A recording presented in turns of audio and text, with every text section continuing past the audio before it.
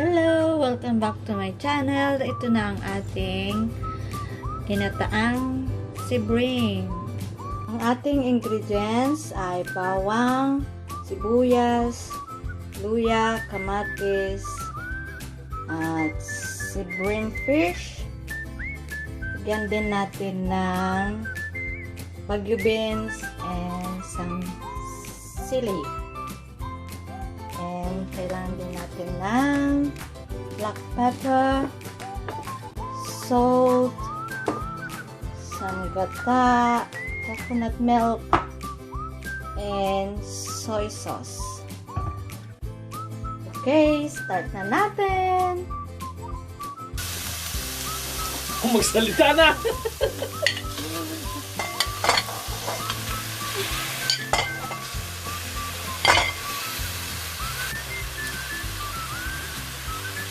Ang asawa ko nagluto. Nilagay na niya lahat ang bawang, sibuyas, luya, kamatis, and then nilagay yung isda, salt. Walang oil na nilagay.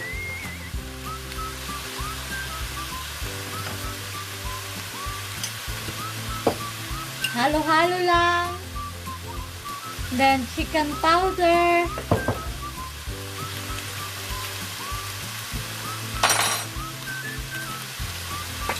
Some patis.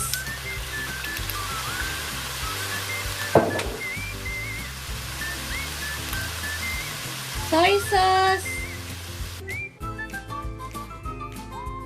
After, tignan natin kung ano mangyari dito.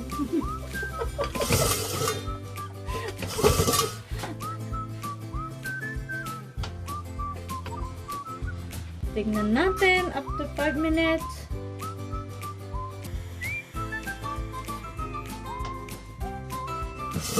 After 10 minutes. Ang kuka. Natin. Kumulo na. Hindi natatakpan para hindi ma-watery.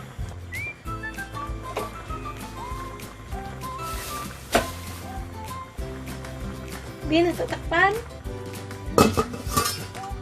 And then,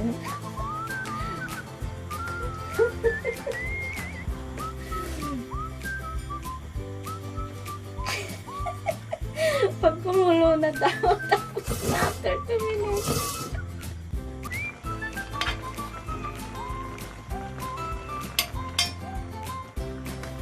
Una, pwede nang kumain. Lapog mo nga, oh. Please like and subscribe.